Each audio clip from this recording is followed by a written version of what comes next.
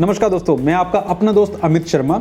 आज की इस वीडियो के अंदर बात करेंगे हम एयरक्राफ्ट मेंटेनेंस इंजीनियरिंग के एडमिशन प्रोसेस के बारे में कि अगर आपको जो है एएमई बेसिक ट्रेनिंग स्कूल जो है ज्वाइन करना हो तो आप किस तरीके से कर सकते हैं, कौन कौन से एंट्रेंस एग्जामिनेशन देने का आपको ज़रूरत रहता है एंड कौन से एंट्रेंस एग्जाम के बेस पे जो है आपको गवर्नमेंट कॉलेज मिल सकता है।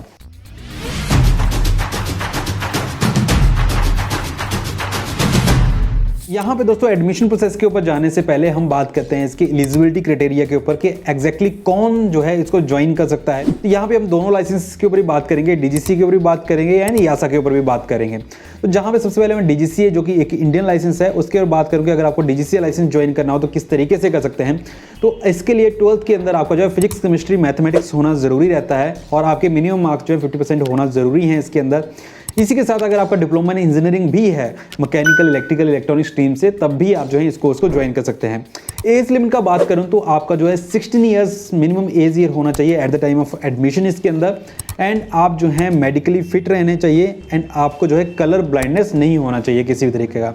इसी के साथ अगर बात करूं मैं यासा लाइसेंस का, तो यासा लाइसेंस में जो आपका एज लिमिट है वो 14 हो जाता है at the time of admission and जो क्वालिफिकेशन एलिजिबिलिटी है वो रहती है आपकी 10th स्टैंडर्ड से या फिर आपका 12th के अंदर कोई भी स्ट्रीम हो, आप यासा लाइसेंस को ज्वाइन कर सकते हैं। अगर आप जो है इस एलिजिबिलिटी क्राइटेरिया का जो फुलफिल करते हैं तो आप जो है एयरक्राफ्ट मेंटेनेंस इंजीनियरिंग कोर्स के अंदर एडमिशन ले सकते हैं।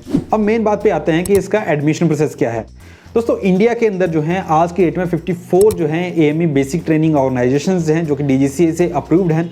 अब बात करते हैं इनके अंदर के कितनी गवर्नमेंट हैं कितनी प्राइवेट हैं। तो यहाँ पे अगर फुली गवर्नमेंट ऑर्गेनाइजेशन का बात मैं करूँ तो यहाँ पे सिर्फ 2 ऑर्गेनाइजेशन जो कि फुली गवर्नमेंट हैं और उनका एडमिशन प्रोसेस सबसे पहले बात करते हैं। उसके बाद जो रिमेनिंग ऑर्गेनाइजेशन हैं उनके ऊपर बात करेंगे। तो सबसे पहले हम गवर्नमेंट ऑर्गेनाइजेशन के ऊपर बात करते हैं कि अगर आपको इनके अंदर जाना हो तो किस तरीके से जा सकते हैं। तो पहली जो गवर्नमेंट ऑर्गेनाइजेशन है दैट इज द एटीआई यानी कि एरोनॉटिकल ट्रेनिंग इंस्टीट्यूट जो कि सिचुएटेड है लखनऊ के अंदर एंड यूपी गवर्नमेंट के अंदर ये आती है। इसका जो एडमिशन प्रोसेस रहता है वो रहता है आपका ज्वाइंट एंट्रेंस एग्जामिनेशन काउंसिल के थ्रू, जो कि यूपी का ज्वाइंट एंट्रेंस एग्जामिनेशन रहता है डिप्लोमा इन इंजीनियरिंग के लिए। उसके बेस पे जो है आपका इस कॉलेज के अंदर एडमिशन होता है। टोटल नंबर ऑफ सीट जो यहाँ पे 90 हैं जिसमें 30 मैकेनिकल की हैं, 30 हेलीकॉप्टर की हैं और 30 जो है आपके एवियोनिक्स की हैं। तो इस टेस्ट के बेस पे आपका इस कॉलेज के अंदर जो है एडमिशन होता है। एंड सेकंड जो आपका कॉलेज रहता है वो है पंजाब के अंदर, that is the Punjab aircraft maintenance engineering college जो कि पटियाला के अंदर है। अब यहाँ पे जो आपका एडमिशन होता है वो एंट्रेंस एग्जाम के बेस पे नहीं होता, ये 12th की मेरिट लिस्ट के ऊपर बनता है। लेकिन जो काउंसलिंग आपकी होती है वो सेंट्रलाइज होती है महाराजा रणजीत सिंह पंजाब टेक्निकल यूनिवर्सिटी के अंदर, तो उसके बेस पे आपका जो है एडमिशन होता है। इसके अलावा कुछ सेमी गवर्नमेंट कॉलेज में जैसे एचएल के साथ है, पवन हंस के साथ है, ठीक है, लेकिन उनका जो एडमिशन प्रोसेस जो है वो फुली गवर्नमेंट नहीं है, इसलिए मैंने उनको इसके अंदर इंक्लूड नहीं किया है। तो अगर बात करें बाकी रिमेनिंग 52 इंस्टीट्यूशन जो हैं इसके अंदर, वो सभी के सभी जो है प्राइवेट हैं या फिर सेमी गवर्नमेंट है या फिर किसी एसोसिएशन के साथ चल रहे हैं, जैसे पवन हंस के साथ है या फिर एचएल के साथ है, ठीक है। तो उनका जो एडमिशन प्रोसेस का अगर हम बात करूं तो उन सब के अंदर आपका एडमिशन प्रोसेस 12th की मेरिट के बेस पे हो जाता है, जिसको हम डायरेक्ट भी बोल सकते हैं कि आप जो है डायरेक्टली एडमिशन ले सकते हैं 12th की मेरिट के बेस पे इन सभी के सभी इंस्टीट्यूशंस के अंदर। यहाँ पे आप बोलोगे भैया जो बाकी के एंट्रेंस एग्जामिनेशन जब हम गूगल करते हैं एडमिशन प्रोसेस या एयरक्राफ्ट मेंटेनेंस इंजीनियरिंग को लेकर के, तो हमें 2 3 4 जो एंट्रेंस एग्जामिनेशन जो है मिलते हैं, तो क्या उनको देना जरूरी नहीं है या वो एग्जैक्टली क्या है। तो देखो जितने भी एंट्रेंस एग्जामिनेशन आपको गूगल रिसर्च रिजल्ट्स के अंदर मिलते हैं वो सभी के सभी जो है थर्ड पार्टी के थ्रू जो है कंडक्ट किए जाते हैं, या बोल सकते हैं कि प्राइवेट एंटिटी के थ्रू कंडक्ट किए जाते हैं, वो कॉलेज के भी नहीं है। बेसिकली सिंपली समझो जो टेस्ट बनाए गए हैं वो बेसिकली जो है एक स्टूडेंट को एक प्लेटफॉर्म के ऊपर गैदर करके उनका एडमिशन प्रोसेस जो है कॉलेज के अंदर करने के लिए बनाए गए हैं।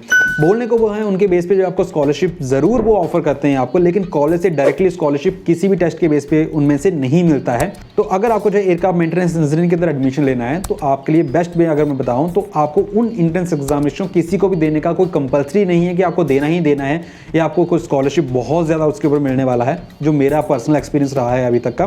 तो आप क्या कर सकते हो, अगर आपको कॉलेज फाइंड आउट करना है तो आप अपने रिक्वायरमेंट के अकॉर्डिंग 2 3 4 जो है कॉलेज शॉर्ट लिस्ट कीजिए पहले, जैसे आपका लोकेशन वाइज हो सकता है, बजट वाइज हो सकता है। देन उन कॉलेजेस में पर्सनली विजिट कीजिए, उनको समझिए कि क्या एग्जैक्टली फैसिलिटी वो कॉलेज आपको दे रहा है। देन आप जो है उन कॉलेज के एडमिशन प्रोसेस के थ्रू जो है एडमिशन लीजिए। मेजरली कॉलेज के अंदर आपको जो है 12th के मार्क्स के बेस पे ही एडमिशन मिल जाएगा, लेकिन कुछ कॉलेज में हो सकता है कि उन्होंने टेस्ट रखा हो, लेकिन वो टेस्ट जो है वहाँ कॉलेज भी स्कॉलरशिप के बेस पे ही करता है। तो अगर आपको स्कॉलरशिप लेना है तो आप कॉलेज का एंट्रेंस एग्जामिनेशन, स्कॉलरशिप टेस्ट दे करके जो है कॉलेज से डायरेक्ट स्कॉलरशिप ले सकते हैं, ना कि इन लंबे प्रोसेस के ऊपर जाने से बेटर है। तो बेस्ट वे यही है कि आप कॉलेज को डायरेक्ट अप्रोच कीजिए, कॉलेज के अंदर जाकर के पर्सनली विजिट कीजिए और समझिए वहाँ पे कि क्या एग्जैक्टली ऑप्शन आपको दिए जा रहे हैं। स्कॉलरशिप आप जो है मेरिट के बेस पे भी वहाँ पे ले सकते हैं एंड टेस्ट के बेस पे भी ले सकते हैं। कॉलेज ने ऑफर करते हैं कॉलेजेस डायरेक्ट स्कॉलरशिप, तो वो स्कॉलरशिप आप जो है अवेल करवा सकते हैं कॉलेज से। तो अगर मैं ओवरऑल एडमिशन प्रोसेस का बात करूँ तो मैक्सिमम कॉलेज के अंदर आपका जो डायरेक्ट एडमिशन ही होता है, सिर्फ ATI है जहाँ पे आपको इंट्रेंस एग्जाम के थ्रू ही जाना रहता है एंड बाकी कॉलेज के अंदर मोस्टली आपका मेरिट के बेस पे ही आपका एडमिशन होता है। सो आई होप दोस्तों की वीडियो आपके लिए हेल्पफुल रहा होगा, आपको समझ आ गया होगा कि किस तरीके से इसका एडमिशन प्रोसेस रहता है। अगर अब भी आपके कुछ क्वेश्चन तो आप जो है सोशल मीडिया हैंडल्स के थ्रू आप हमारे साथ बात कर सकते हैं। डिस्क्रिप्शन के अंदर मैं चैट लिंक दे दूंगा, उसके थ्रू भी आप हमारे साथ बात कर सकते हैं एंड कमेंट बॉक्स के अंदर भी मेंशन कर सकते हैं। सो दोस्तों वीडियो अगर आपको हेल्पफुल लगा हो, इन्फॉर्मेटिव लगा हो तो शेयर जरूर कीजिएगा, वीडियो को पसंद आए तो लाइक कीजिएगा, चैनल को सब्सक्राइब जरूर कीजिएगा एंड मैं मिलता हूँ आप लोगों के साथ नेक्स्ट वीडियो के अंदर। टिल देन जय हिंद।